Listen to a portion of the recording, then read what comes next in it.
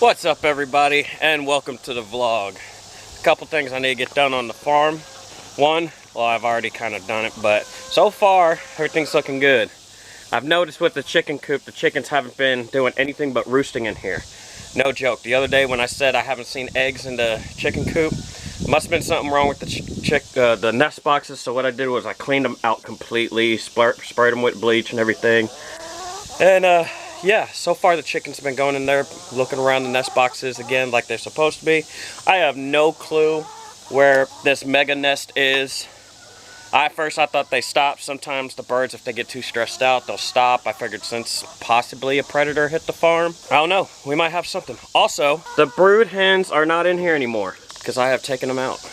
Yes, they weren't doing anything, not even laying eggs. So I figured if I took them out, we're just gonna check them out and let them do their thing naturally. If I see them sitting on the nest, just leave them alone or whatever.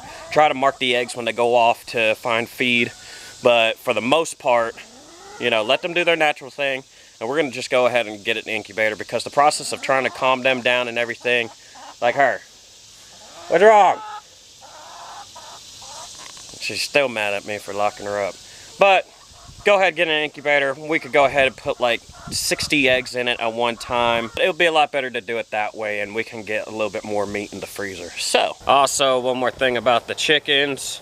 We are going to go ahead and lock them up for about a week or two, because just for the simple fact that if they are laying and they're not stressed out and they just found a new area for nests and everything, we want to reprogram their mind. Now, this works. Sometimes it doesn't. But if you lock up your chickens in their coop, the area where you want them to be, for about a week or two, sometimes it takes about 6 weeks. I mean, sometimes you got to be dramatic with it. You know, it reprograms their brain to go, okay, this is my area, this is my roost, this is my nest boxes, and then, you know, you can go ahead and let them out again in free range, and they'll come right back to that roost in that area to do what they're supposed to do. I've walked around this property for most of the morning, and I cannot find this nest anywhere. Maybe they did stop laying because they were stressed out, because the last time I saw them lay was about a day before I noticed that an egg was taken across the street, which was about, I don't know, 3 or 4 days ago. I might be wrong about that, but I mean, it wouldn't surprise me. Sometimes when the chicken gets super stressed out, they won't lay eggs for a little bit, like if it gets too cold or if it gets too hot or if there's predators, you know, kind of like scares the egg back up their butt, I guess. I don't know. I need to focus on the hog pasture today.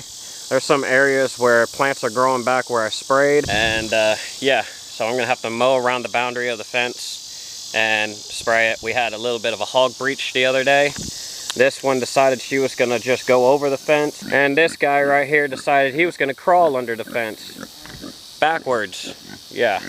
Oh wait, it wasn't him. It was this guy right here. Yeah, the fatter one. Chelsea said he put his butt right underneath the wire and then slid himself underneath of it backwards.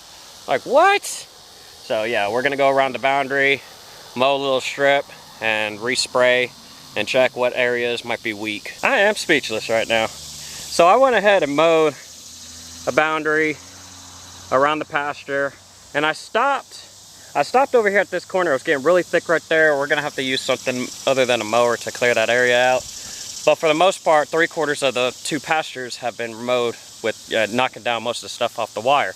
Well, I come by because I was like, okay, since this pasture has that cluster on all over the wire, which is going to ruin the grounding, I'm going to come over here. I'm going to turn off the system, go over here where I got the 2 pastures connecting to the wire, disconnect that, and I could go ahead and get them back in the other side. And it looks like it didn't work. You need to get back on the other side. How are you over here? How did you get over here? Well, I was about to say, I went to grab the wire after turning it on, and or turning it off, and apparently I turned it on. So the system's been off, I don't know how long now. But then I turned it on, walked the perimeter again. There's got to be an area on this fence where it's not connected, right? Because I thought for sure I would have been fine and just spray. So let's walk the perimeter. I don't know how in the hell he got out without getting shocked. I don't want to open up the main gate. Actually, it really doesn't matter. How about this? I'll open up the main gate and walk the perimeter and see if there's a thick spot somewhere that's ruined the grounding. We're gonna start this way. We'll walk this whole entire perimeter. This is where I actually disconnected. I had grabbed that wire because I thought I turned off the system and I got shocked. So I went ahead, turned off the system again, and just disconnected that wire. Now, I don't see anything like this. This is fine, but we'll go ahead while we're at it and we'll just clean them off anyways. This is ridiculous. I wonder if, no, because I was about to say, I wonder if the fur on them it got a little thick, but I mean, these are supposed to work on dogs too, so keep on walking, see if we find anything. So far, I don't see anything that would be bothering it too much. I mean, for the most part, it's all clear. So he must have been hard-headed and flung over or something. Good, I got all three back in this pasture. Yay!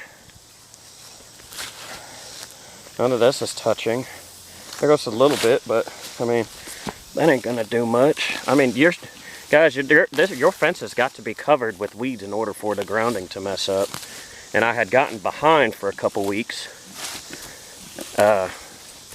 with all the overtime and everything. I'll tell you what, it's definitely gonna be a surprise once we get this all cleared out. And let's see, for the past couple days, we've kind of just, I mean, we haven't said anything about it because it wasn't a big deal, because they'll hop the fence and all you gotta do is call them back over. But we're trying to figure out why and how they're hopping the fence without getting shot. Here goes some dead stuff, but that's not gonna do anything. We'll knock that over when we come back and spray. I mean, guys, I'm just walking the boundary and it's still somewhat clear. All the stuff that you're seeing me pull up, it's just because it's close to wire. It's not even touching it, so I don't see anything.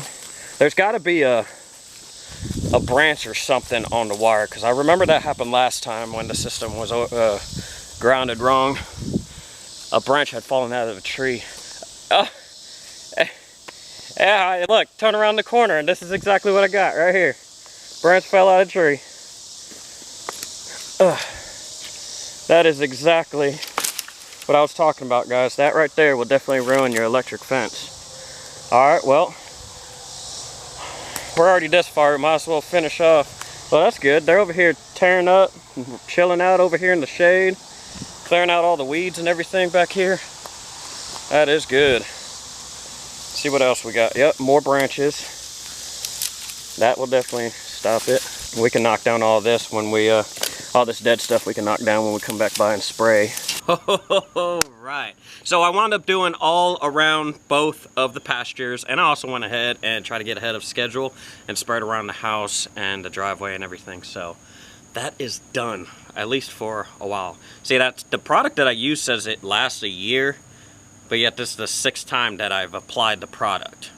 So this is the part of the vlog where I try to explain what in the world are y'all seeing in that thumbnail. Don't worry, guys, I'm not going anywhere. Actually, no. I wouldn't say it's a problem, but I think it might help people out. So last night I'm sitting there at work and I uploaded a video and some of y'all are commenting and everything. Well, last night I was up to 1,025 subscribers. And right after midnight it dropped to 120. I mean, this has happened, this has fluctuated through us trying to reach to 1,000 subscribers, but it really got my mind going and trying to figure out, you know, why.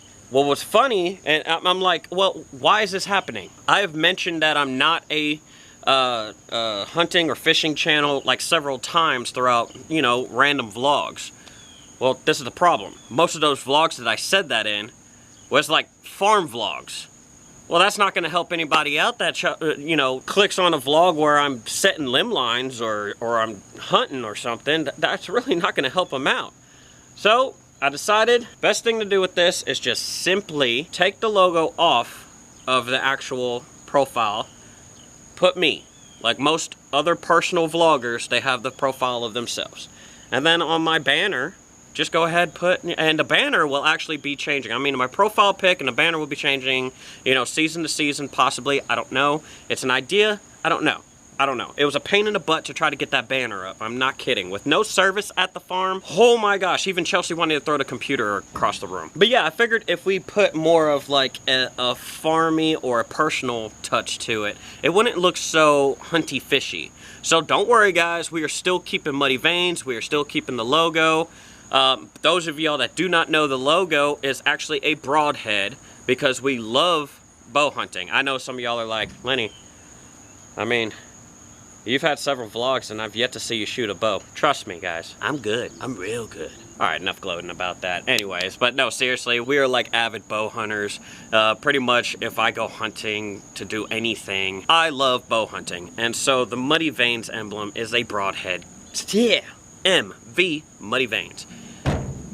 Kind of offsetting for somebody who's gonna search anything about hunting and fishing and sees my name pop up, and then they see like 20 vlogs of, you know, me spending time with the kids, or me, like today, cleaning a fence row. You know, that's, you know, so I'm gonna just try to help the channel out and, you know, change everything up a little bit. And you know, like I said, Muddy Veins isn't going anywhere, the name's not going anywhere, the logo's not going anywhere, who we are is not going anywhere. I just like to, I'd rather help someone out, because I mean, there's some people out there that watch one video and they're like, hell yeah, boom, subscribe. And man, if I got that off of my videos, that'd be great. But, you know, sometimes it doesn't work out that way. You know, it'd be best to, you know, if someone sees that banner and that profile picture and they see the name and then they kind of scroll through the videos and kind of get an idea, then they would know that we're just a typical family that are just living our life and just putting up vlogs daily. We're not going anywhere. Wait, would this be clickbait? Nah. Guys, you know, on a serious note, I'm just really just trying to help direct my channel and others who come to check out the channel in the right direction, to where no one gets confused. You know, who knows, tomorrow I could get like 100,000 subscribers. I know that's being dramatic, but I'm just saying, I could get 100,000 subscribers, be on cloud 9, and then all of a sudden the next day they're like, wait a second, this guy doesn't do this all the time. All he worries about is his family and farming. Well, I mean, although some of y'all are like, why does it matter? Because, you know, it kind of matters, you know? I'm trying to sit there and change the world of mine and Chelsea's generation and younger. All these millennials, all these people that, you know, their battery dies on their cell phone and they're like, oh my gosh, my life has ended. No, your life hasn't ended. Just freaking put your cell phone on a charger, grab a fishing pole, go do something. Hell, grab your child, go teach them how to change some oil. Grab your daughter, teach her how to tear up a field or whatever the proper way in a 4x4. To grab your son, teach him how to knock a squirrel out, headshot out of a tree. I mean, do something. Take your wife out on a date and have a good time. Don't worry about that cell phone. Don't worry about the computer. You know what I mean? I hope so. I feel like I kind of made my point. It's not like I don't want to say I care about what others think, but don't care about what others think. Like, I don't want to steer people in the wrong direction. Now, initially when I opened up this channel, it was an outdoors fishing and hunting channel. I deleted most of those videos, and yet I didn't change anything. So when people click on my channel and they see a broadhead and they see a boat in the background, or my old profile was me painted up in camouflage and everything, you know, I mean, come on, would you not be confused? Now, I know most of y'all are probably like, no, we weren't confused, Lenny, because we watched your vlogs and we've seen you grow. Well, I appreciate it, guys, but I'm going to try to help others out there to, you know, get steered in the right direction. I don't want to be an outdoors channel. I mean, I do a lot of outdoor stuff, of course, but we got plenty of those people out there that do all the outdoorsy stuff. Why am I even going to sit there and waste my time? They've already been established. Everybody loves them. I love them. I watch them. I don't want to steal that spotlight from them, whatever the saying is. I'm just trying to be myself and vlog me and my life. Thank you for watching the vlog. I will see y'all tomorrow.